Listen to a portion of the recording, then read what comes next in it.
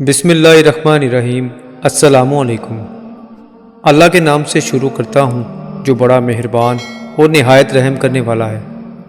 حضرت امام حسین رضی اللہ تعالیٰ عنہ نے علی اکبر کی لاش اٹھائی اور خیمہ کے پاس رکھ دی۔ اس کے بعد حضرت حسین میدان جنگ سے قاسم بن حسن کی لاش اٹھا کر خیمہ کے پاس لائے اور علی اکبر کی میت کے پہلو میں لٹا دیا۔ اہل بیت کے رونے کی آواز آپ کو سنائی تھی تو آپ نے اہل بیت کو مخاطب کر کے فرمایا، اے اہل بیت صبر کرو، اے میرے چچا کی اولاد صبر کرو، اس کے بعد کوئی تکلیف نہ دیکھو گے۔ جس وقت عبداللہ بن حسن رضی اللہ تعالیٰ عنہ نے اپنے چچا سیدنا حسین پر دشمن کو وار کرتے دیکھا تو اس پیکر وفا نے لپک کر اپنے ہاتھ پر تلوار کے وار کو روکا۔ اس کا دایاں بازو شانے سے کٹ کر جدا ہو گیا۔ سیدنا حسین نے اپنے نوجوان بھتیجے کو چھاتی سے لگایا اور فرمایا، اے بھتیجے، جو مصیبت اس وقت تم پر آئی ہے اس پر صبر کرو اور ثواب کے امیدوار رہو۔ بہت جلد خدا تجھے تیرے صالح باپ دادا سے ملا دے گا۔ اس کے بعد سیدنا حسین کا صاحبزادہ علی اصغر رحمۃ اللہ علیہ جب شدت پیاس سے تڑپنے لگا تو آپ اس کو گود میں اٹھا کر لائے اور دشمنوں کو مخاطب کر کے فرمایا، تمہیں مجھ سے تو عداوت ہو سکتی ہے، لیکن اس معصوم بچے کے ساتھ تمہیں کیا دشمنی ہے؟ اس کو تو پانی دو کہ شدت پیاس سے دم توڑ رہا ہے۔ اس کے جواب میں دشمن کی طرف سے ایک تیر آیا جو اس بچے کے حلق پہ پیوست ہو گیا اور وہ معصوم وہیں شہید ہو گیا۔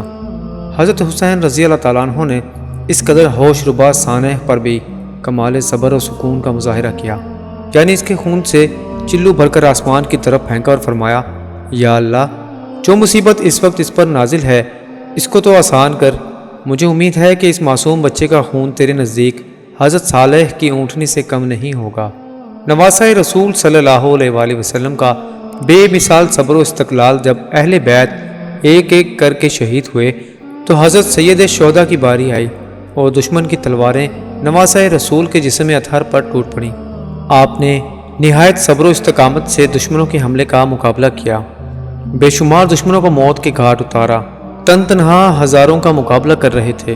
شدت پیاس سے زبان سوکھ کر کانٹا ہو چکی تھی، 3 روز سے پانی کی ایک بوند لبوں تک نہ پہنچی تھی، اوپر سے جھلسا دینے والی دھوپ، نیچے سے تپتی ہوئی ریت، عرب کی گرمی، موسم کی سختی اور باد سموم کا زور، ریت کے ذروں کی پرواز جو چنگاریاں بن کر جسم سے لپٹتے تھے۔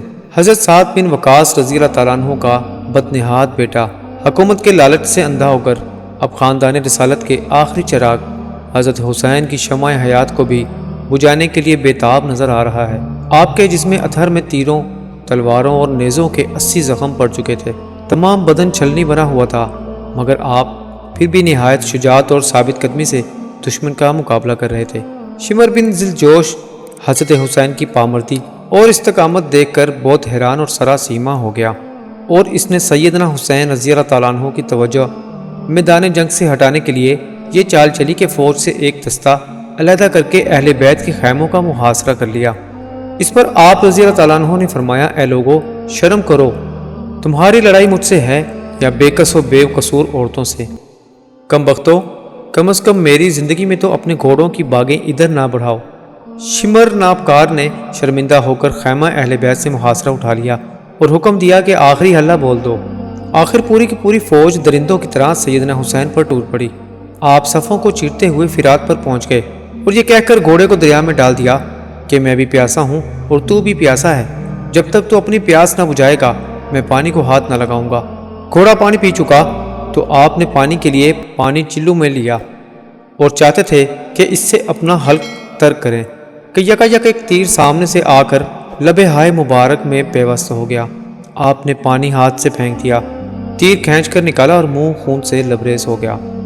آپ خون کی کلیاں کرتے ہوئے باہر نکلے اور فرمایا، یا الہی، تو دیکھ رہا ہے کہ یہ لوگ تیرے رسول کے نواسے پر کیا کیا ظلم کر رہے ہیں۔ اتنے میں آواز آئی کہ حسین دور نکل گئے اور اہل بیت کی بھی خبر نہ رہی۔ یہ آواز سنتے ہی سرعت سے آپ خیموں کی طرف پلٹے۔ راستے میں دشمنوں کے پڑے لگے کھڑے تھے، آپ انہیں چیرتے ہوئے خیموں میں پہنچ گئے۔ حضرت حسین رضی اللہ تعالیٰ عنہ کو مجروح اور خون میں شرابور دیکھ کر خیموں میں کوہرام مچ گیا۔ آپ نے انہیں صبر کی تلقین کی اور باہر نکل آئے۔ ایک تیر آپ کی پیشانی پر لگا جسے سارا چہرہ مبارک لہو لہان ہو گیا۔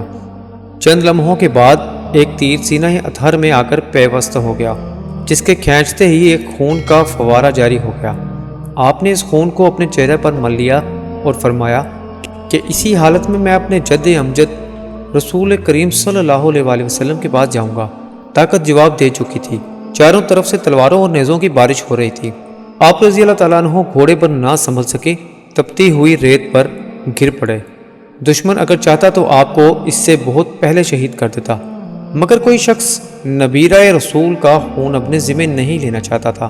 اب شمر بن ذی الجوش چلایا اور زرعہ ابن شریک تمیمی نے آگے بڑھ کر آپ کے دائیں ہاتھ کو زخمی کیا، پھر شانہ پر تلوار ماری۔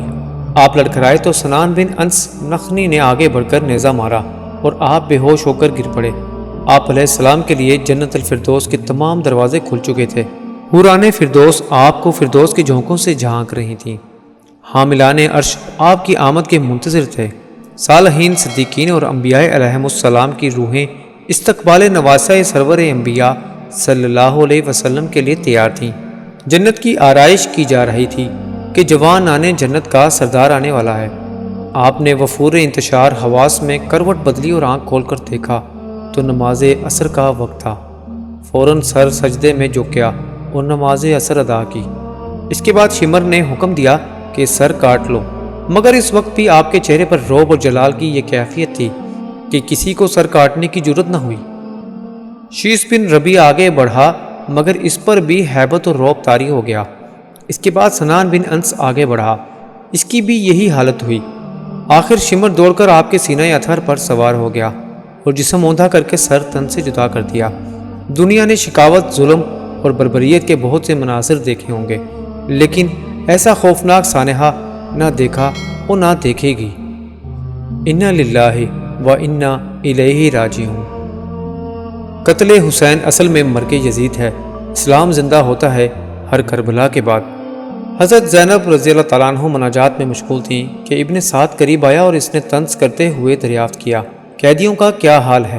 کئی بار پوچھنے کے بعد حضرت زینب نے منہ ڈھانپ کر جواب دیا، خدا کا شکر ہے، نبی کا چمن تاراج ہو گیا، ان کی اولاد قید کر لی گئی، رسیوں کے تمام جسم نیلے پڑ گئے ہیں، ایک بیمار جو نیم جاں ہو چکا ہے، اس پر بھی تجھ کو ترس نہیں آتا؟ اور نہیں تو اب ہماری بے کسی کا تماشا دکھانے اب تو ہمیں ابن زیاد اور یزید کی قربان گاہ میرے جا رہا ہے۔ اتنا کہتے کہتے سیدنا زینب پھٹ پھٹ کر رونے لگیں۔ دوسرے دن ظہر کے وقت اہل بیت کا لٹا ہوا کارواں کوفے کی آبادی میں داخل ہوا۔ خاندان نبوت کو گلی گلی میں پھیرایا جا رہا ہے۔ کلمہ پڑھنے والی امت کی غیرت دفن ہو گئی تھی۔ ابن زیاد کے بے غیرت سپاہی فتح کا نعرہ بلند کرتے ہوئے آگے آگے چل رہے تھے۔ جب اہل بیت کی سواری قلعہ کے قریب پہنچی تو ابن زیاد کی بیٹی فاطمہ اپنے منہ پر نقاب ڈالے ہوئے باہر نکلی اور خاموش دور کھڑی حسرت کی نظر سے یہ منظر دیکھ رہی۔ ابن زیاد اور شمر کے حکم سے خاندان نبوت کی عورتیں اتاری گئیں۔ امام زین العابدین رضی اللہ تعالیٰ عنہ اپنی والدہ اور پھوپھی کے ساتھ بندھے ہوئے تھے۔ ادھر بخار کی شدت سے ضعف و ناتوانی انتہا کو پہنچ گئی تھی۔ اونٹ سے اترتے وقت غش آ گیا اور بے حال ہو کر زمین پر گر پڑے۔ سر زخمی ہو گیا، خون کا فوارہ چھوٹنے لگا۔ یہ دیکھ کر حضرت زینب بے تاب ہو گئیں، دل بھر آیا، ڈبڈبائی آنکھوں کے ساتھ کہنے لگیں، آل فاطمہ میں ایک ہی عابد کا خون محفوظ رہ گیا تھا، چلو اچھا ہوا کوفے کی زمین پر یہ قرض بھی ادا ہو گیا۔